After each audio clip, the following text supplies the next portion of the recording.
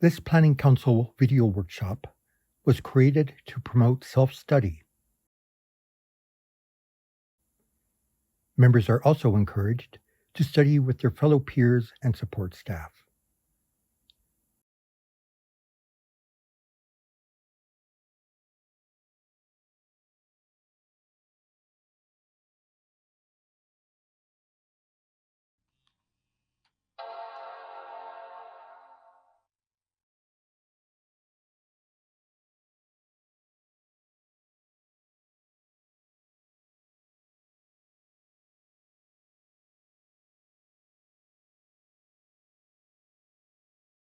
Welcome to this Planning Council video workshop.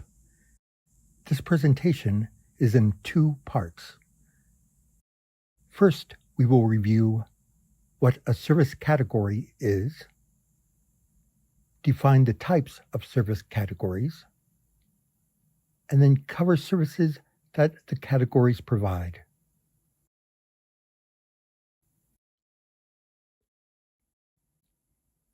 In the next part of this video, we will check out study materials that are available on the Data Resource Hub.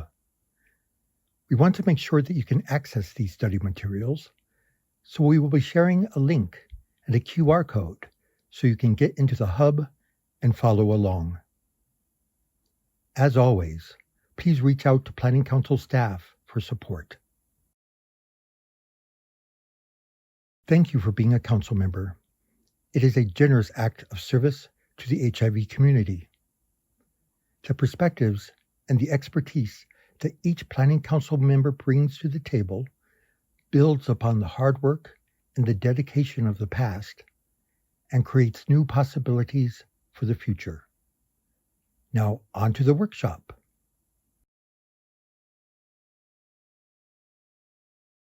A service category is a provision that is designed to serve a specific need for people living with HIV. Depending on the purpose, service categories are divided into 2 types. Let's start with the first one. Categories that provide a direct medical need are called core medical services. For example, clinics that provide specialty HIV care may receive Ryan White HIV/AIDS Program Part A funds in a category called outpatient ambulatory health.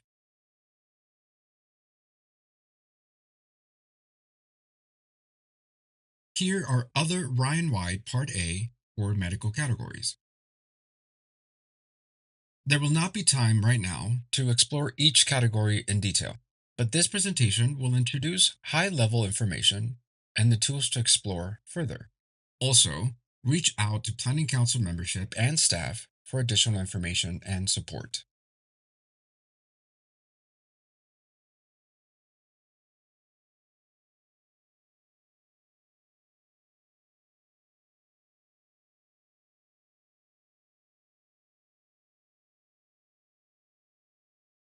Now, let's check out some points of interest.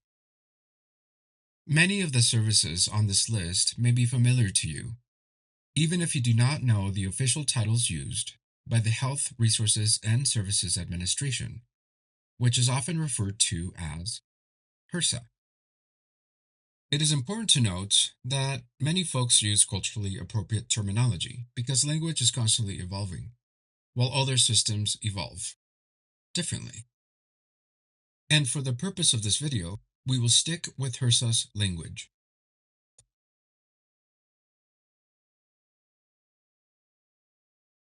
Here is a good example of a core medical service category. Outpatient ambulatory health supports clinics that, among with other things, provide primary care to people living with HIV. And speaking of outpatient care, here we see the mental health and substance abuse service categories that the Planning Council allocates funding to. And here is the residential substance abuse service category that provides inpatient substance misuse care that the Planning Council does not allocate funding to. Why? We'll touch base on that in a bit. Early Intervention Services, which is often referred to as EIS, provides an introduction and sometimes re-engagement into HIV services. You may be familiar with Linkage to Care, which receives Ryan White Part A funding allocation in the EIS category. Here we have the AIDS Drug Assistance Program categories that are vital for people living with HIV and is funded by Ryan White Part B. Commonly referred to as ADAP, our Part B partners also use the title State Drug Assistance Program, or SDAP. Taking note of this is important for a few reasons. Any small consideration to address words intentionally promotes future discussions that honor the HIV community and the individual, that ultimately reduces stigma. Every nudge helps. We will talk about stigma and explore the evolution of language in future videos. Of course, the services listed here are much more than just a title. Medical case management, which, for Part A, Transitional Grant Area, includes a continuum of service categories that include medical and non-medical case management, health education and risk reduction, care navigation, and referral services. You may have a case manager working at an entity that receives funding from Ryan White, Part A, Part B, and other funding sources. Become acquainted with all of these categories, even those that may not receive Part A funding.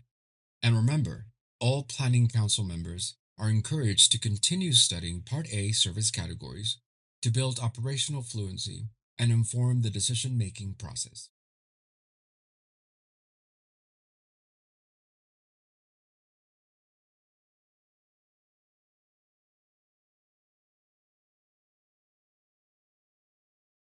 There are barriers that prevent people living with HIV to fully engage in medical care. Assistance with paying bills for essential needs, housing costs, and transportation are examples of what is provided by support service categories.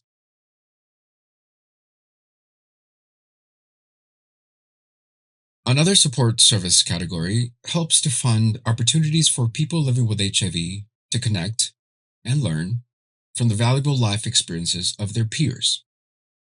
Let's talk about that and the categories that provide support services.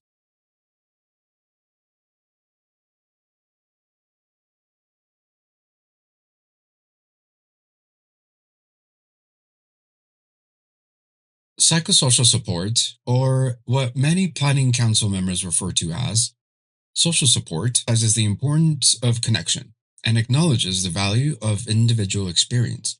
Social support is highly prioritized by the Planning Council, citing a recent needs assessment survey. Citing a recent needs assessment. Citing a recent needs assessment.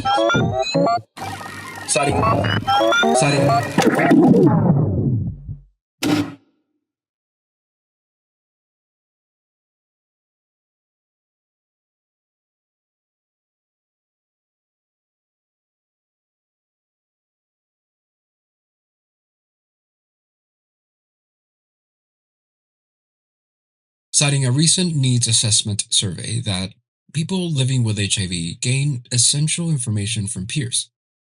Focus group and Planning Council discussions support this importance. Later on in this video, we will reflect on how the path of the HIV journey was changed from patient to participant by the advocacy of people living with HIV that continues to this day. Now back to the list. Here we have two categories that are big priorities. Housing services, which assists with keeping folks housed, and emergency financial assistance that provides help with paying essential utilities and other support. Let's keep in mind that in many cases, these different parts of the Ryan White program work together, including these two categories that receive funding support from Ryan White Part B.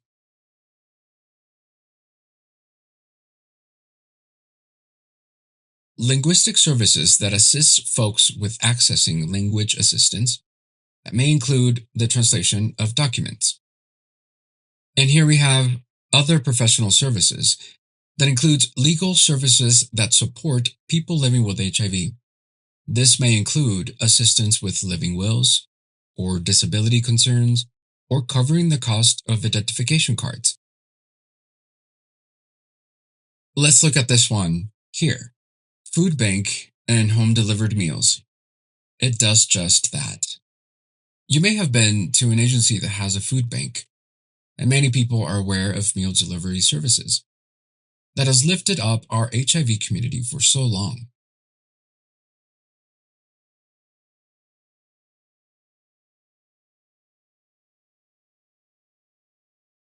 The following section will allow you to study each service category by definition, if it is funded by Part A, and much more.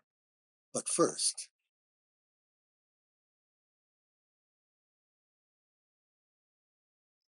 it is important that members of the Planning Council review and study information to make well-informed decisions. Thank you for taking time to support the HIV community in the Denver Transitional Grant Area. Let's do some table setting.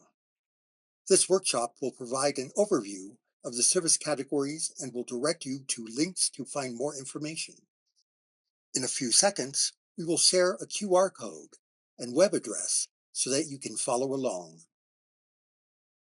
Or you can just check out this video and then go to the website later.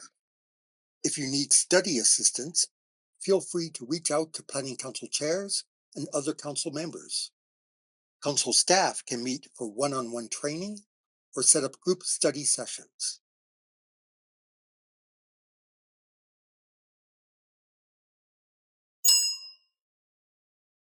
Okay, here's the link if you would like to follow along. Also, you can hit pause if you need more time before we continue.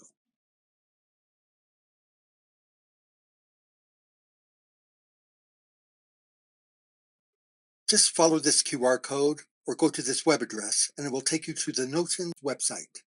And Elle will give you some tips on the service categories.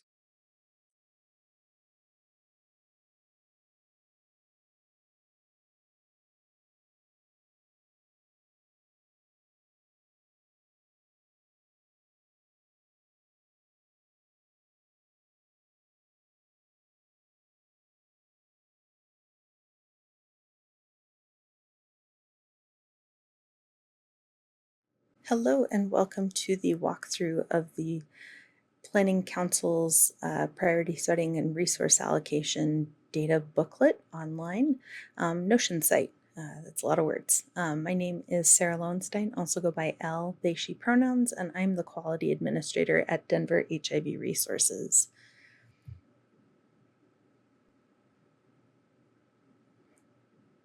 Okay, so let's walk through this resource together. Hopefully you'll find it helpful as you go through the priority setting and resource allocation process, PSRA. So this is the main page. So we have a couple different main pages that you can get to. So there's a breakdown of the service categories where you'll see a whole bunch of details about the service categories, a data overview. So that's a link to the data dashboard and some other information about data that isn't necessarily included on the data dashboard. We also have a glossary so that you can see some of the most common terms that you may come across within priority setting and resource allocations. And then the last page is a frequently asked questions. So if you have any questions that might come up, we might have answers to them. And we will start with the first one, service categories. So if you want to click on that, it'll open you up into a new page. So this page pretty much will give you a breakdown of all of the service categories. And as you can see, here's some instructions about how you can use it. So right now it's listed as all service categories, but we also made it so that there's a filtered list. So if you wanted to see the core medical, you can just click on that. If you just want to see the support services, if you just want to see the ones where there's allocation towards Minority AIDS Initiative or MAI, you can click there. For Part A only services, you can show the ones that Part A covers by themselves. You can see ones that are covered by Part B only.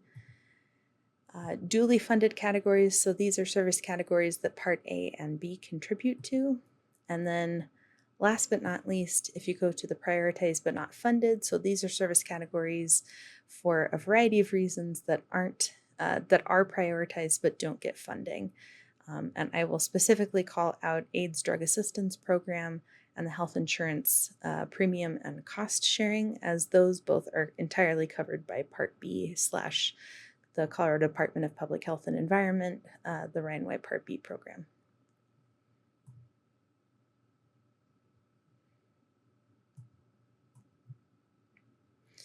Okay, so let's go through each category just so that you can kind of understand where we're at with them. So here's a breakdown of kind of more details on each of the service categories that we have on this main page. So you'll see the name of the service category, what type of category it is, whether it's a core, medical, or support service category, what the really brief definition is / overview, what the acronym is. So ADAP's a little bit more complicated because it's called ADAP under the HRSA definition, or AIDS Drug Assistance Program, but Colorado has renamed it to the State Drug Assistance Program to be a little bit more inclusive and less stigmatizing, so it's also called SDAP. So we'll start with that one.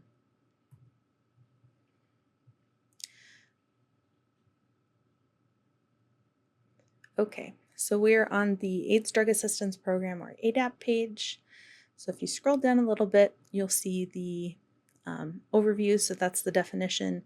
You'll see service categories. So for this one, it's a core medical service category. So if you click on each of these, it'll come up with a list that you can go into where you can just see the filtered list through that if you would like. You can click out of that. You can click on each of these and it'll show you a list, so that's really helpful. Same with prioritized but not funded, just so that you can have a quick list to go to that explains it a little bit more. I think on the ADAP page, this is the only one that I have an external link to go. So this is a link to the Colorado Department of Public Health and Environment's SDAP page so that you can see a little bit more details about it. And then here underneath that, we will have DHR recommendations. So this is the recommendation that we have as a program under Denver HIV Resources, or DHR. It's up to the Planning Council ultimately to make the decision for what to do with that, but you are welcome to take that advice if you would like when you are making the decisions. Okay. So navigating through this a little bit more, I have those main pages blocked out again. So if you click onto service categories, it'll get you back to the service categories. You can come up to the back button to go back. If for some reason you're on a page and you're like, ooh, I want to look at the data that's associated with, even though we don't have data for ADAP, you can go to the data overview page and then select back. If you see some terms that you might not recognize, you can go to the glossary and then hit back. And then same with FAQ. You can come down here and it'll link you to the FAQ page. So here you'll see a brief overview of what ADAP is, some changes, some explanations about what it is, what it's done, what the purpose has been, and then you'll see some notes over to the left side with a little pin next to it. So this is something that you can keep in mind. That'll be on a few service categories or things that you should be noting. So for ADAP specifically, it is a combination and prioritized at the same level by combining the AIDS Drug Assistance Treatment Program, AIDS Pharmaceutical Assistance, and Health Insurance Premium and Cost Sharing Assistance. So those were all combined by the Planning Council just for simplicity and prioritization, because they're all run by CDPHE, and so it makes it a little bit easier to pull them into one category. So as we're going through this, you'll see some toggle menus. So we can look at the service funding and allocation history. So you can get a brief overview of kind of what this has been looking like, what other funding sources there are. So for this, it's been priority 2, and then it got moved down to 3 last fiscal year. And then you'll see the Planning Council's allocation percentage that we have tracked here. If you want to go through and minimize that. So we'll go to barriers and challenges. So this is information that came from the needs assessment, or these have been conversations that have been had, or just general knowledge. So for ADAP, it can be really expensive to pay for medications, and insurance copays can be really high, especially for HIV care, because HIV medications are pretty expensive. So you'll see that information here. Some future plans. For those who haven't been involved in the discussion, the SDAP team is working on a mobile version of the SDAP application, so clients can verify their eligibility. It can hopefully speed up some of the eligibility confirmation when clients are going to get care with Ryan White funded providers, so they don't have to provide necessarily all the individual documentation. And there's a feature in there to help with medication adherence and tracking. So it's a really exciting development, and we're excited to have that hopefully cut down on some paperwork for clients. And then we also have a DHR commentary section. So for this one, we're basically saying that SDAP is a critical program for people living with HIV to access medications and cover copays, and it has continuously been a top priority from community and providers. If you go back to the top, you can go to the service categories, and then we'll continue on to case management. The other option is if you scroll to the bottom and you go to the back page, it'll bring you back to this more clarified list.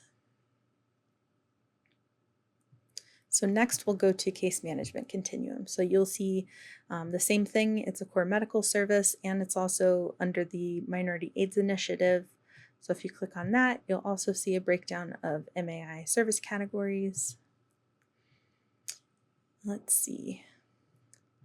So these are breakdowns of what the acronym means, and then DHR's recommendation for the service category is that we reduce the priority and allocation for early intervention services and reallocate those resources to case management. We can talk about that a little bit more when we get to the EIS section, but it's a good thing to note.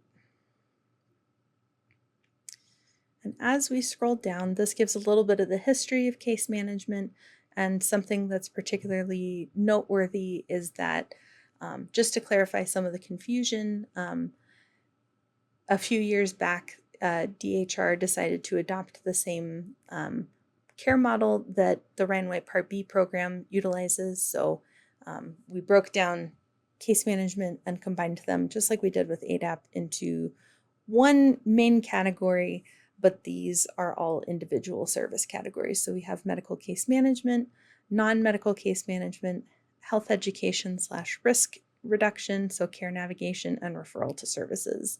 All of these currently are going to be based on acuity levels, and acuity levels are essentially what the needs of the client are. If they're a client that needs a lot more help with navigating medical care, so especially if they're needing care around having been newly diagnosed, or they're new to the area, they'd go under the medical case management section. If they have other needs but aren't necessarily focused on medical care, non-medical case management tends to be where they get put. If they have some needs and occasionally need some navigation and help with like requests, they would be put in health education, risk reduction, and then referral to service is for clients that really don't need that much support and just occasionally need to contact their case manager to help with an SDAP application maybe once a year.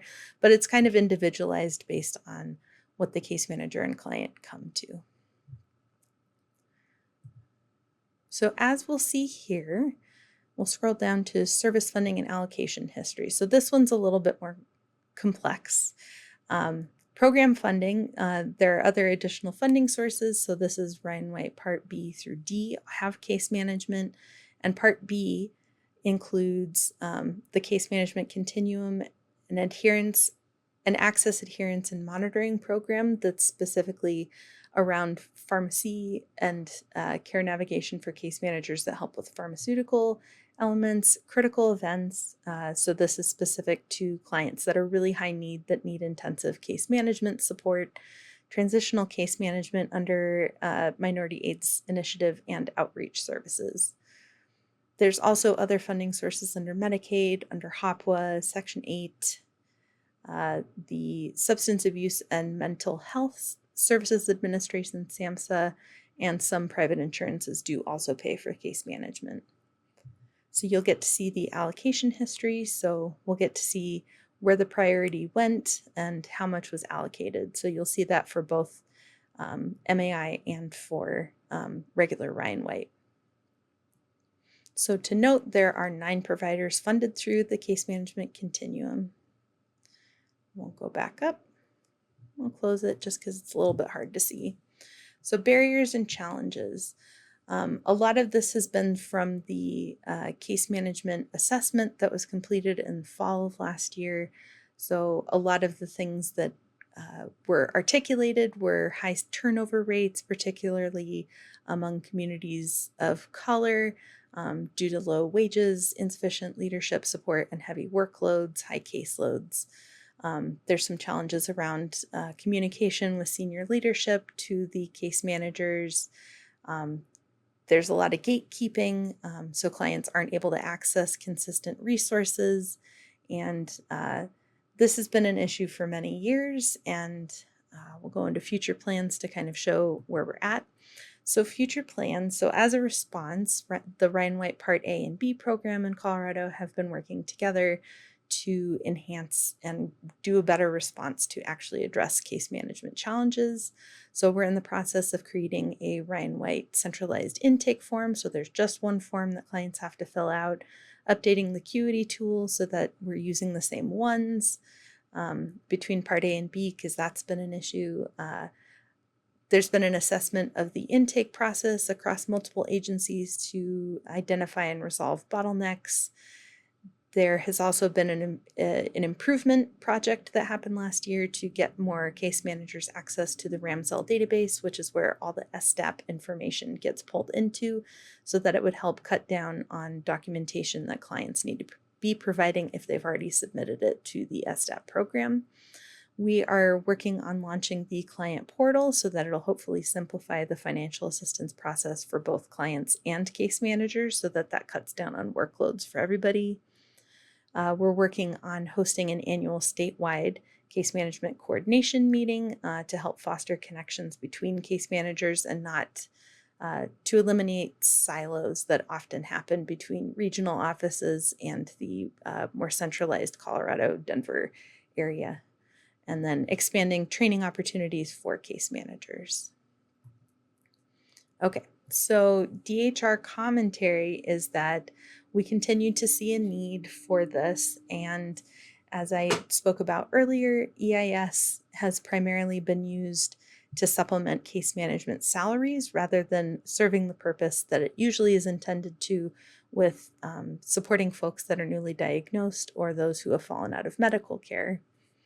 And we'll talk about that a little bit more when I get to EIS. So back here, we'll go to childcare services. Okay, so this is a support service category, so helps with childcare assistance for clients' children during medical visits, appointments, and activities. So this was a need that has been identified at times for people living with HIV, because childcare costs are a challenge, and oftentimes a lot of the medical offices aren't, or just general offices often are not accommodating to children being brought to appointments. So there was a need for childcare support services. And for service funding, it did not have any Planning Council allocation put towards it until fiscal year 2023, where it was 0.32, and same with last year. The really big challenge, and no providers are currently funded for it. The really big challenge with childcare services, DHR worked very closely with the city attorney's office, and there were a lot of concerns about liability and that we weren't able to administer it the way that we had intended or tried to. So that doesn't mean it's not possible that we can expand more childcare support services in the future, but that means for the time being, we're unable to provide or fund any providers to have childcare services. So barriers and challenges. Future plans, none at this time. So DHR recommendation. So again, like I said, we have tried to secure the funding and make it so that it was workable, but unfortunately, we're not able to. And so the recommendation would be that we do not fund this service category, and we recommend reallocating this funding to another service category and reducing the allocation to 0, since we haven't been able to utilize it yet. Select back. Okay, so we're on early intervention services. It is a core medical service and also minority AIDS initiative, also called EIS. So it is linkage for care for people that are newly diagnosed or considered out of care and helping them get connected to medical care and support services. So EIS has been really helpful. The challenge is the case management tends to be where these services are done the most, and CDPHE has a very robust system in place to help with folks that are newly diagnosed with a lot more resources than tends to be available to agencies that are funded under early intervention services. And like I said, under the case management section, oftentimes is supplementing case manager funds and salaries and doesn't necessarily in the field look like EIS is intended to be. So we recommend that funding be reduced for early intervention services and reallocated to the case management continuum, or CMC. So we have some service funding. So this can be funded through a lot of different sources. So it's available under Ryan White Part A, B, and C. And then you can see that there's a lot of HIV testing, HRSA funding, private insurance. It has been a higher priority, so priority 6, and did see an increase in fiscal year 2023 and last year. And same for MAI. And there are 5 providers that receive EIS funding, and 3 of them are duly funded under Part A and B. Close that. So barriers and challenges. There wasn't a ton of information in any of the needs assessments that folks were typically getting served under the CDPHE care navigation. Clients are often being connected through the linkage to care system that CDPHE runs.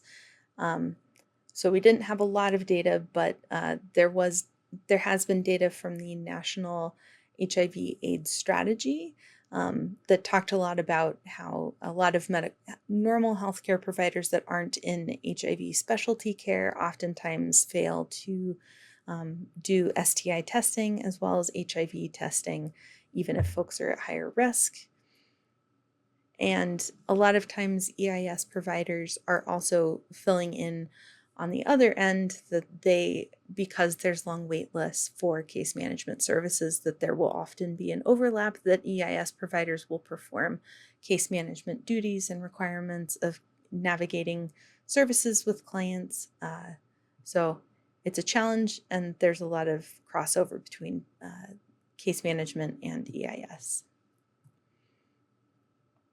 So COHAS, the Colorado HIV/AIDS Strategy, is working to improve resources for newly diagnosed folks, which includes expanding rapid HIV treatment when clients are newly diagnosed to get them into HIV medical care and taking prescriptions pretty quickly, increasing linkage to care, expanding access for one remote telehealth or mobile medical or behavioral health service option, and to help folks who are newly diagnosed understand how their data is collected and used. So DHR commentary is just expanding on that a little bit more, to just say that EIS has pretty much, within the Part A system, been used to supplement case management salaries rather than specifically helping newly diagnosed and those who need connection to care. And CDPHE does already have a robust system that EIS and linkage to care help address the needs for newly diagnosed and those who have fallen out of care much better than a lot of other smaller providers or other providers use. All right, so we're going to go back. On to emergency financial assistance. So this is a support service category, and this one helps with people living with HIV to help pay for utilities, food, and other emergency expenses. This one is funded in part by Part A and B. Part B provides a lot of support to make this go as far and serve as many clients as it does. And DHR recommends keeping the same allocation to ensure ongoing support and sustainability of the current need. And we have to acknowledge that CDPHE / Ryan White Part B is critical in making this happen. So I'll scroll back down. So this one has a little bit more detail than you'll probably see on some of the other service categories. So in the service description / allowable costs, we added a breakdown of what the FPL is. So federal poverty level, which is the income limit, because we have to make sure it's for clients that are lower income, how much folks can ask for a year, if there's a medical waiver, what the grant year is, and then what type of services clients can use it for. So this will be a helpful little breakdown for you. Service funding. So this is also funded by Ryan White Part B. Part D partially. There's Section 8 HUD, Housing and Urban Development, supplemental funding. There are multiple housing programs like the Temporary Rental and Utility Assistance Program through the City of Denver, but it's not specifically for people living with HIV. And if we scroll down, here's the allocation history from 2020 until 2024 for the fiscal year, and there's one provider that is funded to help administer the program. So they help with writing the checks and coordinating the payments. So barriers and challenges. Here's some information from the Colorado Statewide Coordinated Statement of Need, needs assessment about how much was needed. So that's helpful. Future plans. So I spoke about this a little bit before, but we're going to have the client portal launching in summer or fall, which helps clients take a little bit more agency in them being able to independently submit requests. They still need to be connected to a Ryan White provider to be able to get this assistance, but hopefully it makes it so they don't have to do as much back and forth with their provider. And then here's some additional data. So this is data that wasn't necessarily included on the data dashboard because we didn't have time to integrate the data as effectively onto the data dashboard, but thought that it might be helpful to look at. So I'll break this down a little bit more. So there's a fiscal comparison of how much was contributed by Part A since from 2020 to 2023. And this is a breakdown that came from the single payer data, which is very helpful and has even more detail than our typical data resource, which is Careware. So this is a breakdown to kind of show how much the amount has increased and then to show how much DHR has been able to contribute to that for those years. And then here's a table to kind of break down the numbers for that, just so that you can get a better idea. So this is the amount that Ryan White Part A has contributed for themselves. And then here is what the total amount of financial assistance that has been put towards, including Part A and B. But this is broken down by what Part B covered for clients that were within the transitional grant area, which is Adams, Arapahoe, Broomfield, Denver, Douglas, and Jefferson counties. And then the percent of contribution. So this is how much of the total that Part A contributed. And then if you come to unduplicated clients, the comparison, same breakdown.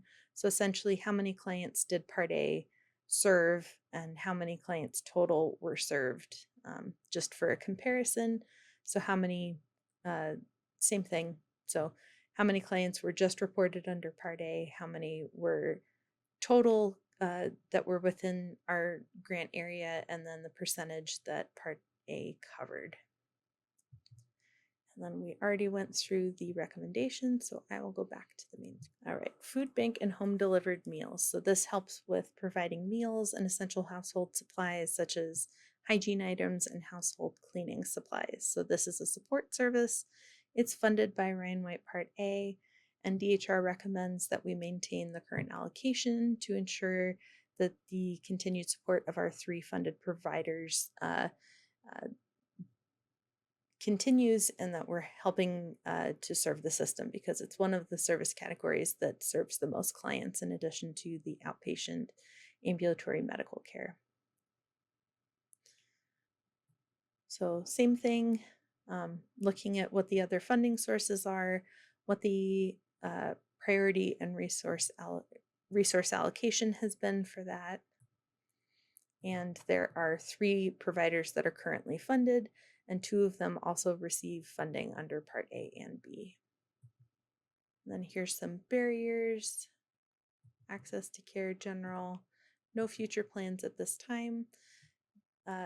For the DHR commentary, it's a critical service for folks, and one of the funded agency also coordinates with clients' medical providers to provide a more tailored home delivered meals system service, so that it's like another service category called medical nutrition services, which helps clients access nutritional services to, if they need help with managing illnesses. Sometimes they have to be on special dietary restrictions, and that's done specifically through this food bank and home delivered meal program.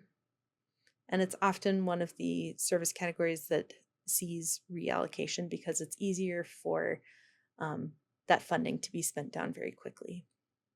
Health insurance premium and cost sharing. This is a core medical service, and this helps with helping folks with health insurance, copays, and medical expenses that might come up.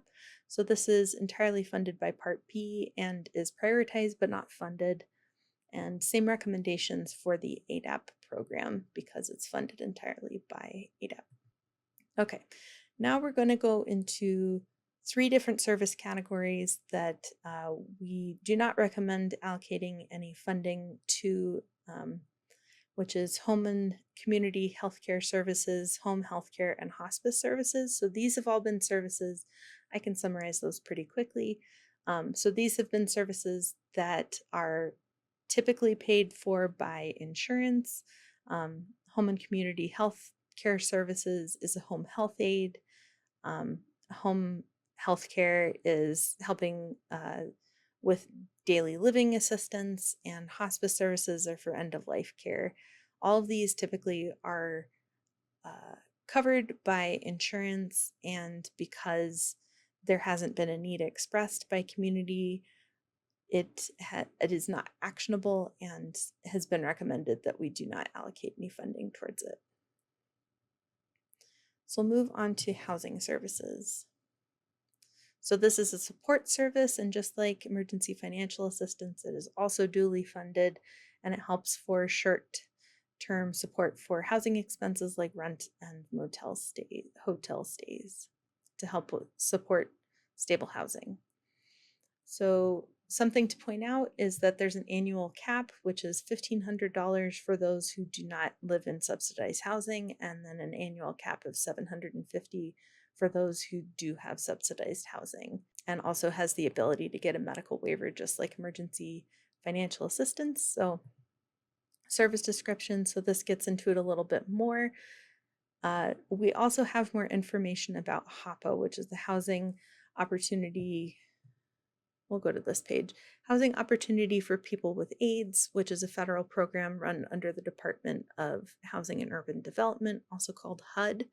So this is a page that I created that gives a breakdown of what HOPWA funding goes towards. So these are the 5 different programs that are currently funded, and this is currently being managed not under the Denver HIV Resources Program, but is being managed by the Department of Housing Stability within the city of Denver. So it has other funding services. And then I also gave some more descriptions about the shallow rent program and then critical events, which are pretty critical.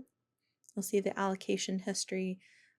Because this has been supplemented so heavily with Part B, Colorado Department of Public Health and Environment, we've maintained the allocation amount. And one provider is funded for this to help administer the program.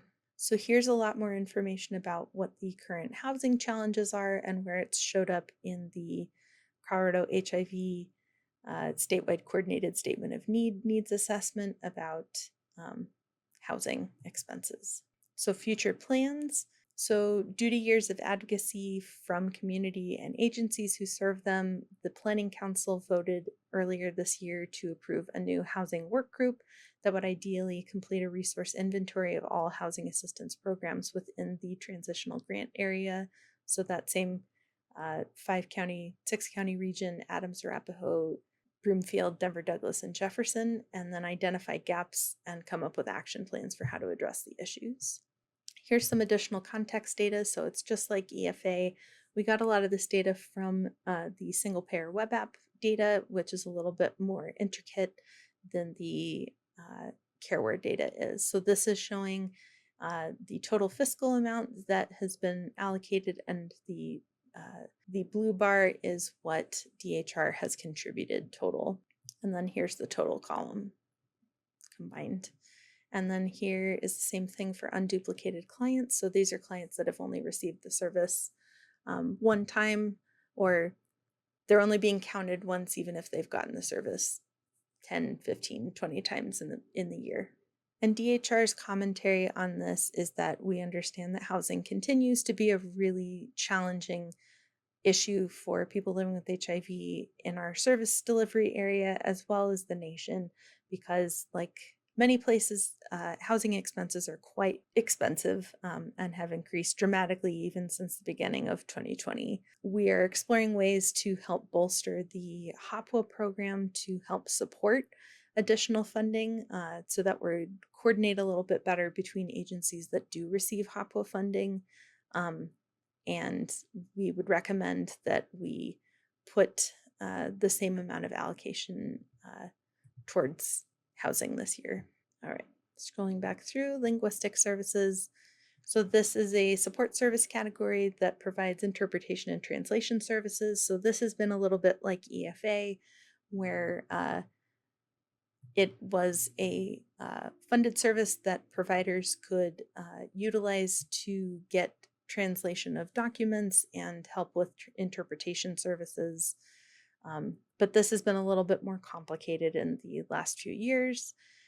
It started receiving money for fiscal year 2021 and has been primarily used from providers for document translation and has only been used 8 times. I'm waiting for more data from the city of Denver that did it once, but it's only been used 7 times since 2021 and has primarily been document translation. And the languages has been primarily Spanish with the second Amharic, which is a language spoken in Africa. So with this one, the original intention was to help expand translation services, but unfortunately, it has been used primarily by only a handful of agencies and has been for document translation, which is slightly different than what the intention of the funding was. It's at the point where there's potentially a need for Denver HIV Resources, the Ryan White Part A program, to have a little bit more training or our technical assistance TA for providers to add this to their budget when they are applying to grants and having a conversation with our fiscal program so that they could be adding it there rather than utilizing it under service dollars. So our recommendation is that we reallocate the funding to other professional services or oral health care fund, as these are direct service categories with high utilization and insufficient funding that helps with people living with HIV. Okay. Medical nutrition, I'd also say, is just like home and community healthcare services, that it is not a need that's been identified, and we are lucky to have one provider that essentially does provide medical nutrition therapy, but they're not funded for it. Okay, medical transportation. This is a support service funded under Ryan White Part A, and we recommend keeping the same allocation because there's still a need, especially as we increase ride-sharing options, which tends to be a lot more expensive. So we have service funding and allocation history, how many providers were funded under it, what are some barriers and challenges. So some of this data comes from the Colorado Statewide Coordinated Statement of Needs Assessment, but also from the City of Denver's Department of Public Health and Environment Behavioral Health Needs Assessment, which a decent amount of our clients did participate in. And for future plans, DHR is exploring the possibility of us expanding rideshare opportunities for smaller providers that are unable to contract with rideshare programs like Uber or Lyft. We're still in a very early evaluation stage to kind of see what this could look like, but more details will come. And then we recommend flat funding. Here's a little bit more in-depth description about what the challenges around it are, especially with RTD expanding some of their more affordable programs. The 10-ride bus ticket options are not necessarily as relevant as they used to be. Go back.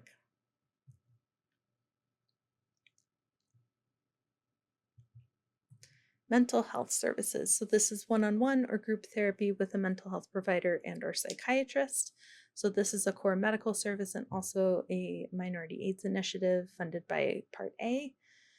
Our recommendation is maintaining the current priority and allocation for this service category.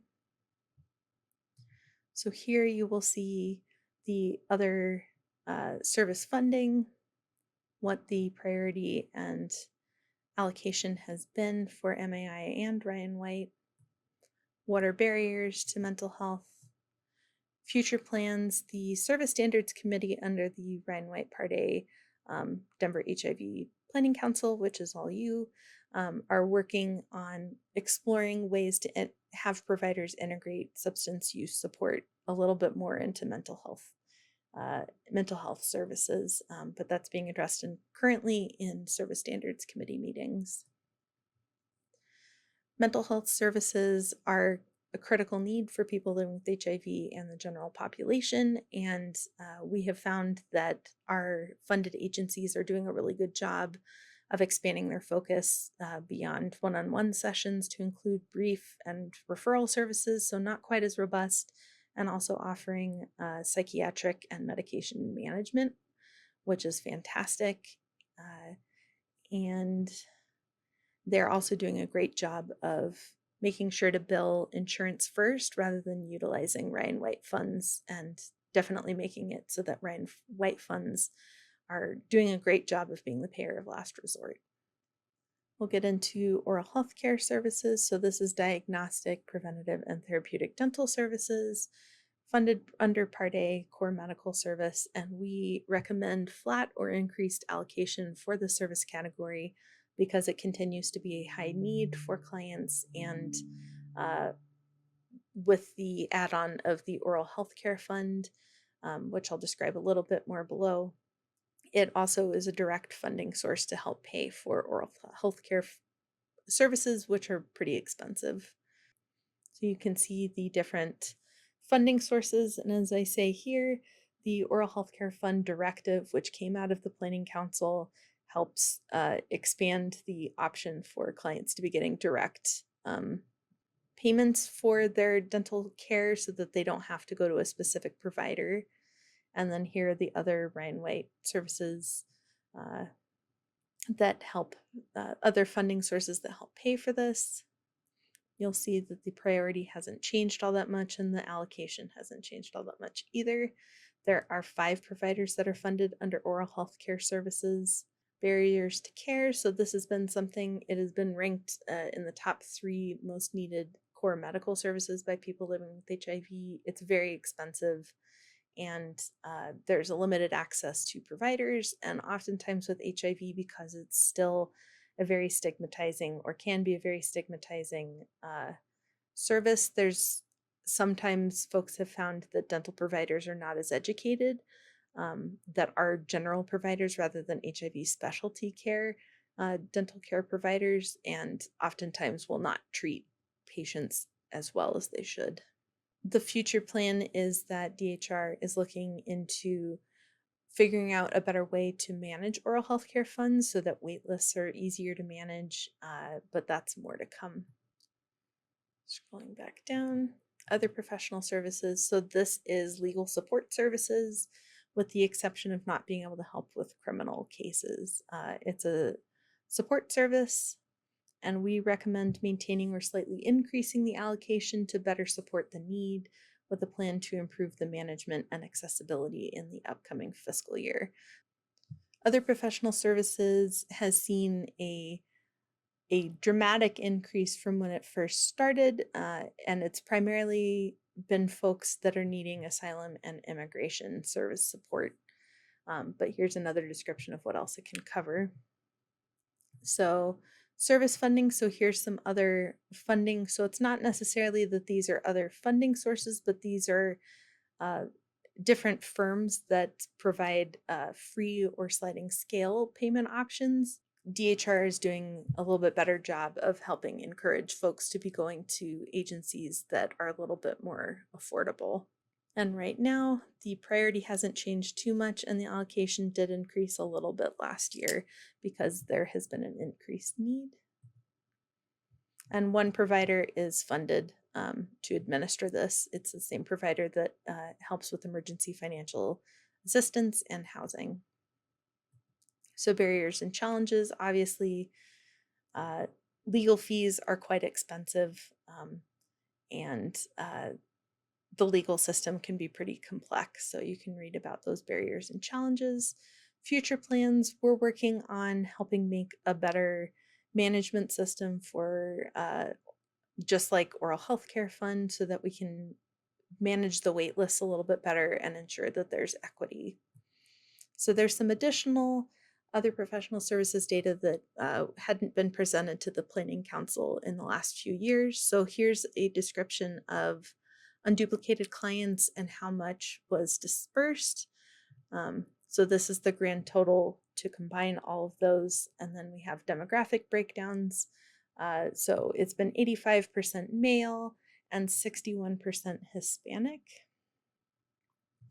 67% of the folks have been at or below the federal poverty level, and it's been primarily folks that are on Medicaid that are accessing it. So it's continued to be an increased need as more folks are becoming aware that it is an option, but we are looking at the possibility of introducing a funding cap, because there's been challenges around holding funds for clients that were upwards of $10,000, and it made it so that other clients haven't necessarily had access to it. So we're in the process of improving that system. So our recommendation is to have some of the other service categories help contribute to this, or to maintain the funding that it currently is at. Outpatient ambulatory healthcare. So this is medical care for HIV specialty providers, which helps with lab visits, annual checkups, specialty visits, and ongoing treatment. And this is a core medical service, also funded by Ryan White Part A. Our recommendation is that we maintain or increase the allocation to ensure that there's ongoing community access to these services, as insurance and other funding sources do not cover the full cost of these services, to help pay for salaries and to help those who are uninsured.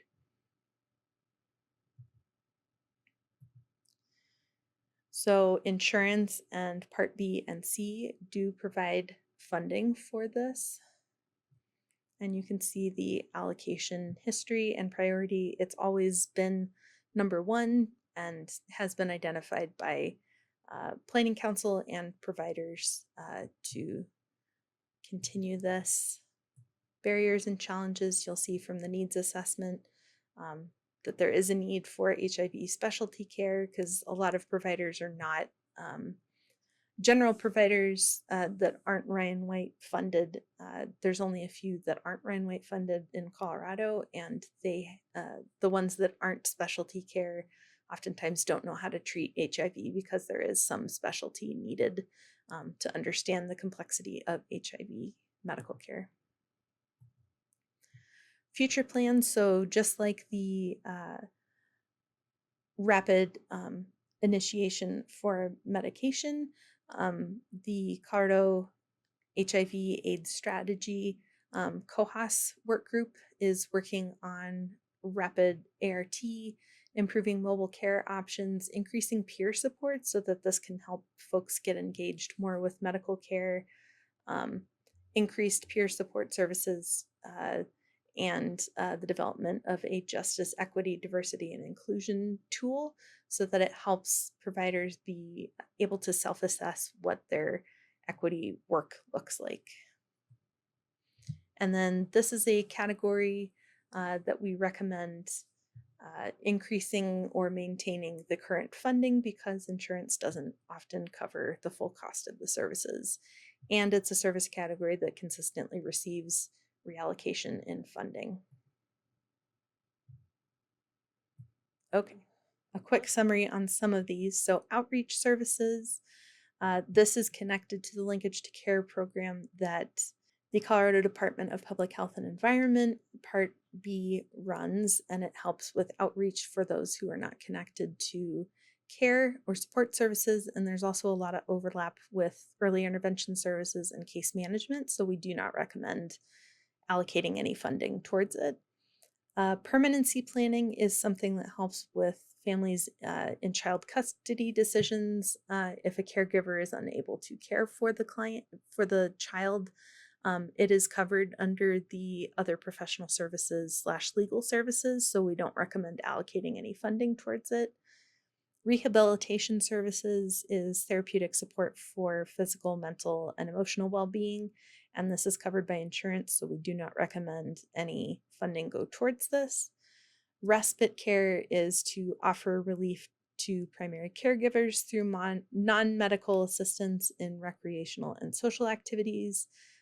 This is also something that tends to be covered by insurance, so there isn't a need to allocate any funding towards it, and it's not actionable. And then lastly, to cover the ones that don't have more details, the substance abuse, or we like to use use services. HRSA hasn't updated their language. It is for inpatient treatment, so when folks are in a residential setting for their substance use treatment, and this is covered by insurance and unfortunately is a very expensive service to support. So we do not recommend allocating any funding towards it. So the last two that we do recommend going into a little bit more detail are psychosocial support services. So this is group or individual support in counseling services led by peers. So fellow people living with HIV. So you'll see that it is a support service and is also under Minority AIDS Initiative. And we recommend maintaining or decreasing the psychosocial services allocation due to delays in implementation. So essentially, it's been really challenging for providers to build out robust peer support programs. Part A and B are working together to try and expand what that looks like, in addition to the support of the COHAS work groups, because we understand that peer support is desperately needed in the system. whether it's just within our system, and I think nationwide, it's been advocated for there being more peer support, but unfortunately, providers that we currently fund do not have the capacity to expand their programs quite as quickly to take on the funding. So we would recommend that we maintain or decrease it for the time being, but with the plan of funding it more in the future when programs are able to build out their programs. And it is funded by Part B and community groups. You will see that the priority moved from 13 up to 2, and it was a lot of the advocacy from community that helped move it up there. It is still a very high priority, but the challenges around implementation have made it so it's a little bit more challenging to actually utilize the allocation funding. 7 providers are funded under the service category. There are a lot of barriers and challenges. It has continuously been one of the top priorities from community to say that we needed to expand more peer support. But again, the administrative pieces and build out of programs has delayed it. Future plans, like I said, Part A and B have been working together on how to increase this and make it more sustainable. So our timelines are a little bit more extended than we'd like to see. And then the last service category, scrolling really fast, is substance abuse services. We like to say use. Abuse is language that HRSA hasn't updated in a very long time, so we apologize for that. So this is treatment and or counseling to address substance misuse issues in an outpatient setting. Funded under Ryan White Part A. So this includes medication-assisted treatment or MAT, service funding. So there's a lot of funding, additional funding sources. Here is the priority history, barriers and challenges. So there's a lot of stigma, and it also is ranked top 3 most important medical services by providers. And then future plans, just like we said with mental health care services, there is often a lot of overlap, but not completely within providers who are also mental health service providers to include more substance use. And we're looking into expanding substance use to be integrated a little bit more into the mental health services programming. And since substance use is also a service category that is covered by insurance, we recommend that there is a decrease in allocation so that it can be used for other services. Okay, we made it back. So let's go back to the bottom and go back.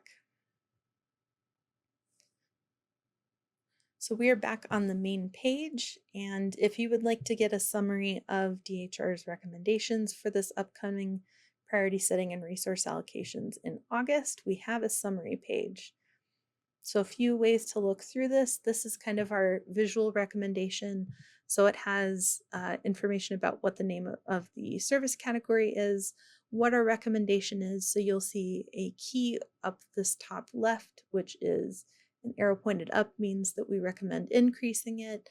If it's these 2 arrows pointing to the sides, that we maintain it or no change, decrease, and do not fund. And you can filter through those lists. So case management, we recommend increasing, no change for these service categories, which ones we recommend decreasing, which ones we would recommend not funding, and then those that are covered by Part B. So these are ones that we do not need to allocate any funding towards, but are helpful to have in mind in the prioritization process. Okay, so let's get back to the main page. So we made it through the service categories. We'll go into data overview. So these are toggle menus. You'll be able to see the Planning Council data dashboard.